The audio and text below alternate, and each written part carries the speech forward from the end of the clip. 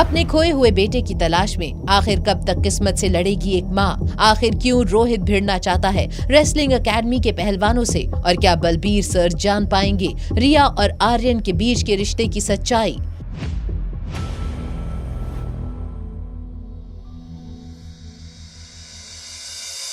जैसे ही रोहित के कदम बलबीर सर की एकेडमी में पड़े, वैसे ही बलबीर सर ने आर्यन को रिया समझ लिया। रिया का नाम सुनते ही आर्यन के मन में खतरे की घंटी बज चुकी थी। आर्यन समझ गया था कि कहीं न कहीं बलबीर सर रिया को जानते थे, इसीलिए सिचुएशन को बड़ी ही होशियारी से संभालते हुए आर्यन ने कहा, मैं रिया नहीं आर्यन हूँ।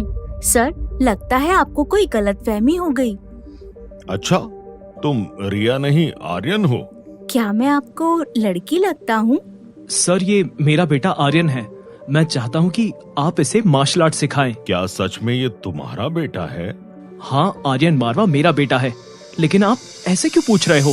बलबीर सर के हाव भाव से ये साफ नजर आ रहा था कि उन्हें आर्यन को ट्रेन करने में कोई दिलचस्पी नहीं थी। इससे पहले कि बलबीर सर किसी न किसी तरीके से आर्यन का एडमिशन रिजेक्ट करते, रोहित ने ललकारते हुए कुछ ऐसा कहा जिससे सुनते ही रिसेप्शन एरिया में खड़े सभी लोग चौंक गए। ठीक है, फिर मैं आपकी एकेडमी को चैलेंज करता हूँ। अगर आपके किसी काबिल रेसलर को मैंने हरा दिया तो आपको आर्यन को एडमिशन देना पड़ेगा। भाई, ये क्या बोल रहे हो तुम? एक बार आसपास खड़े मुस्टंडे को तो देख लो, ये लोग तुम्हारा कीमा बना देंगे। रोहित ने धीरज की बातों को ऐसे अनसुना किया जैसे वो बातें उसके कानों तक पहुंची ही ना हो। रोहित बस किसी भी कीमत पर आर्यन का एडमिशन इस एकेडमी में करवाना चाहता था। तो वहीं दूसरी तरफ बलबीर सर को ये समझ आ गया था कि हो ना हो यही अनिका का खोया हुआ बेटा हो सकता है। मिल गया, आखिरकार ये मिल ही गया। कौन मिल गया? आप किसकी बात कर रहे हो? अरे, मेरा मतलब था कि मुझे मेरा शिष्य मिल गया। रोज शाम को ट्रेनिंग खत्म होने के बाद आर्यन को ले जाना। अब तुम लोग जाओ यहाँ से। सर, काफी सालों से मुझे भी आपसे मार्शल आर्ट सीखना था। मुझे भी आप अपना स्टूडेंट बना दीजिए। बिल्कुल नहीं। तुमने ये सोच भी कैसे लिया कि तुम मेरे स्टूडेंट बन सकते हो? मेरे स्टूडेंट बनने के लिए पहले काबिल बनो।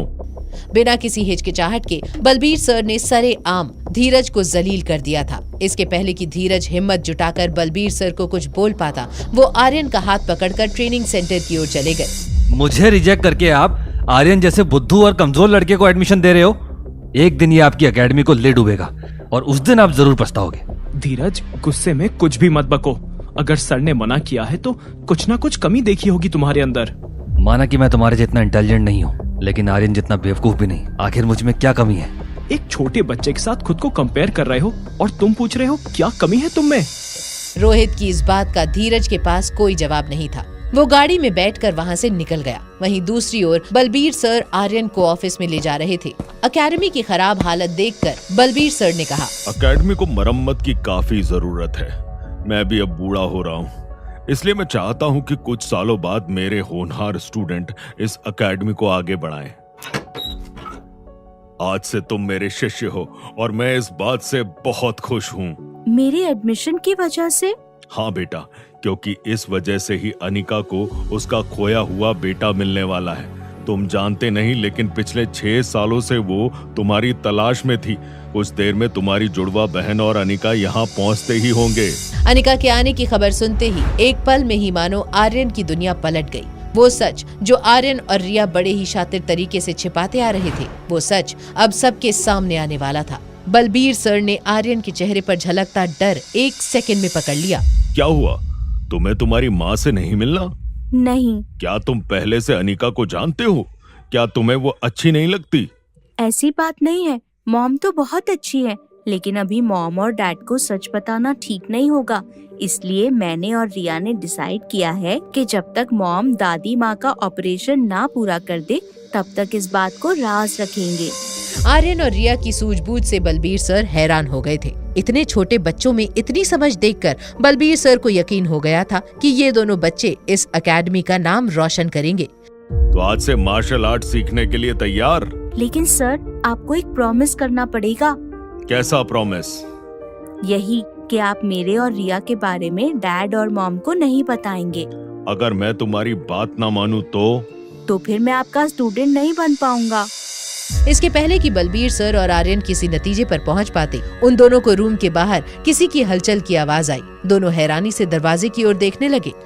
बलबीर अंकल, कहाँ हो आप? मेरे आने की खबर सुनकर क्या आप छुप गए? रिया,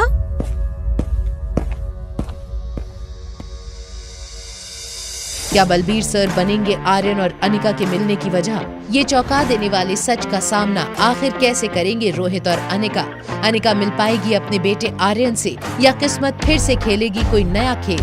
जानने के लिए देखिए अगला एपिसोड सिर्फ पॉकेट एफएम के YouTube चैनल पर। और एक लड़की को देखा तो के सारे एपिसोड्स को सुनने के लिए डिस्क्रिप्शन में दी हुई लिंक से डाउनलोड कीजिए पॉकेट एफएम।